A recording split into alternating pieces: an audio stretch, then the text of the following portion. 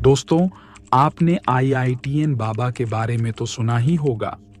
विश्व प्रख्यात हो रहे हैं, बोल रहे हैं, वही कल की अवतार है।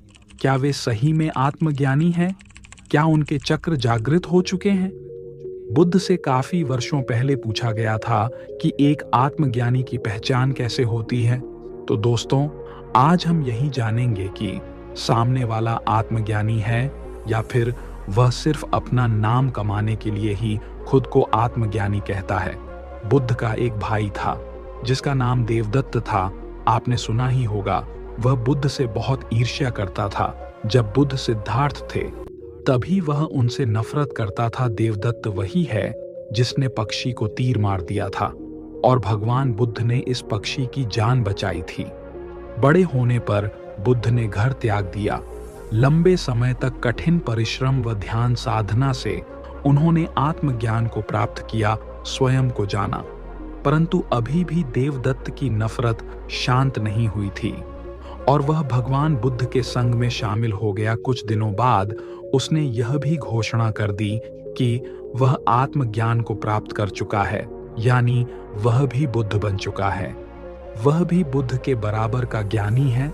बुद्ध के काफी भिक्षुक देवदत्त से प्रभावित भी हुए। अपने शिष्यों को देवदत्त बुद्ध के विरुद्ध भड़काने लगा। धीरे धीरे सभी शिष्यों को देवदत्त का षड्यंत्र समझ आने लगा। उन्हें यह समझ आने लगा कि हमने तो संन्यास स्वयं को जानने के लिए लिया है और यहाँ हम किसी से ईर्ष्या करने लगे हैं। फिर सभी देवदत्त का साथ छोड़कर बुद्ध के संग में सम्मिलित होने लगे। इस समय किसी ने बुद्ध से पूछा था कि क्या कोई तरीका है जिससे पता लगा सके कि सामने वाला व्यक्ति जो स्वयं को ज्ञानी बता रहा है वह वास्तव में सत्य बोल रहा है या असत्य।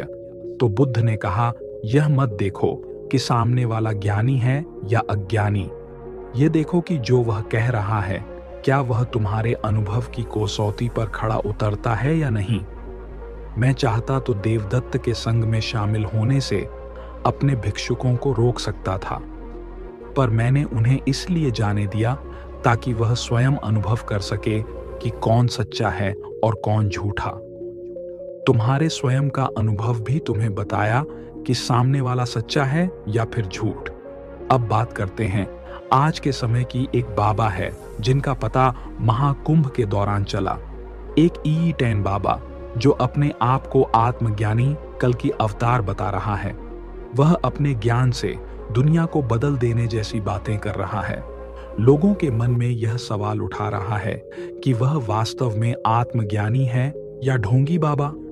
कुछ लोग उन्हें पाखंडी बता रहे हैं और कुछ उनके साथ भी रहे हैं। तो कैसे पहचाने कि आखिर सच क्या है? सबसे पहले यही समझिए कि हमें न तो किसी के पक्ष में होना है और ना ही विपक्ष में। उनका सुनना है, उनकी बातों का अनुभव प्राप्त करना है। आत्मज्ञानी के चार हाथ पैर नहीं होते।